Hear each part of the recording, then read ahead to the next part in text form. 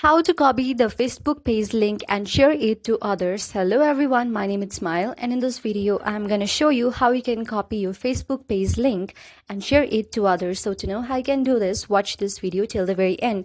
First of all, make sure that you have installed and updated the latest version of Facebook on your device.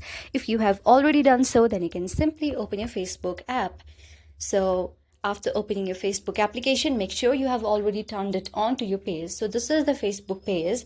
Now, if I want to send the link of my Facebook page to anyone else and I want to share it, then what I need to do is, you will see on the screen of this very page, at first you will see there is 3 horizontal lines on the profile. Just tap there. When you tap there, you will see many options right here. Now what you need to do is your page link. When you tap on this option right here, the page link is now copied. Now you can share it to any social medias or anything. Like if I want to paste it, I'll just have to do this, and when I open it, it will be open to my Facebook page. So that's how I can share it. Also, there is other option, like when you tap on share your profile, then you will see the very option of many social medias like text, WhatsApp. You can also copy link on the Instagram and also other options right here. So this is pretty simple way to share your Facebook page link to other platforms.